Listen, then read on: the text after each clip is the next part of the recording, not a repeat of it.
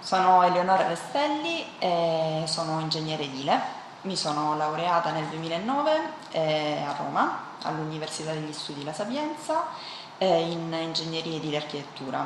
Dal 2009, in realtà anche da qualche tempo prima, ho iniziato a collaborare per studi di progettazione, di ingegneria prevalentemente, e subito a seguire con diverse società di ingegneria impegnate nella progettazione infrastrutturale.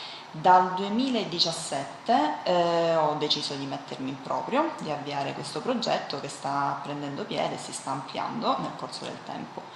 Ad oggi mi occupo di progettazione e di esecuzione lavori in cantieri di modesta e medio-grande entità, e progettazione prevalentemente strutturale, direzione lavori, coordinamento sicurezza. Gestisco una piccola struttura di ingegneria composta da professionisti relativamente giovani che mi supportano nelle varie attività di studio.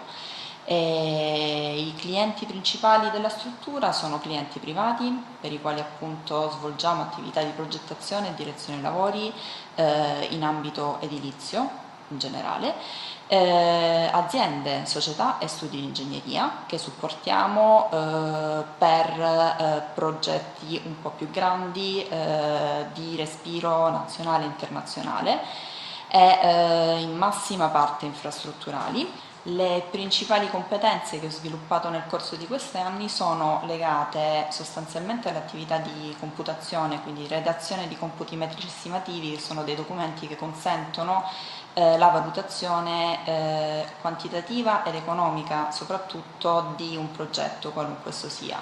Da questa attività è scaturita una forte capacità di controllo e gestione delle attività e dei progetti e delle risorse che vengono coinvolte nelle varie attività di lavoro. Tra le caratteristiche che mi hanno consentito di sviluppare e andare avanti con questo progetto abbiamo sicuramente l'aver sviluppato delle competenze tecniche, ma anche la capacità di affrontare tante volte con coraggio i vari problemi che purtroppo abbiamo incontrato durante questo tragitto, e la costanza e la perseveranza nell'andare avanti in un progetto che credo possa dare dei frutti anche a breve termine.